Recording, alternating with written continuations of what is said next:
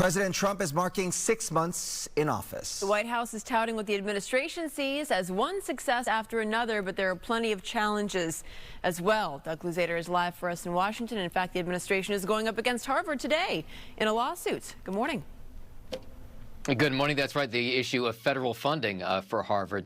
The president calls this 6 months of winning. That's how he describes the beginning of his second term.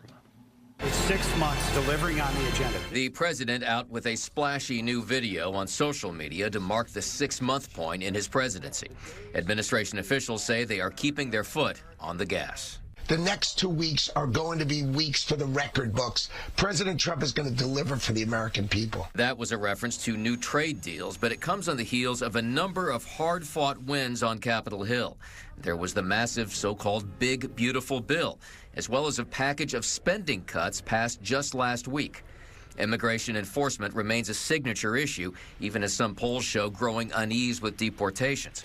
And despite inflation fears, the president points to a strong economy. But there are concerns, with anger stirring in his base over the failure to release more information about the Jeffrey Epstein sex trafficking case and a possible client list. Once you go down a conspiracy road, whether you turn right or you turn left on conspiracy road, you get caught in a maze that's impossible to escape from. That's why there are still people who think that Elvis is alive. And this is actually obviously much more serious than that. And the president also picking new fights, saying now that the Washington Commanders should change their name back to the Redskins, adding to the skepticism he voiced earlier this month. Well, you want me to make a controversial statement? I would. I wouldn't have changed the name. Now, he calls the Washington Commanders a ridiculous moniker, and he is threatening to upend a stadium deal for Washington's team here in the nation's capital. Back to you guys. Just curious, Doug, because, you know, you live in Washington. Is this still a topic of conversation? Are people still debating this openly? I know the Redskins were a beloved team. We all loved, you know, Theismann and all that whole, you know, that whole time. But are people still debating this? You know, it's sort of like, you know, why now are we talking about this again? Yeah, listen, I think there's an argument to be made that that ship has kind of sailed.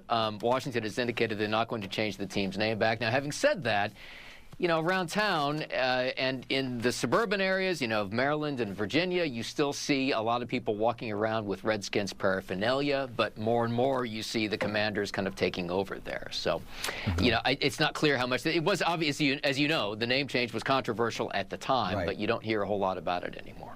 Yeah, you feel like it was settled, you know what I mean? Like they had the debate, it was settled, they got a new team, and they're, you know, we move on. Well, I'm sure like the online conspiracy theorists are going to say, we're talking about this all of a sudden, so we don't talk about the Jeffrey Epstein issue. Right?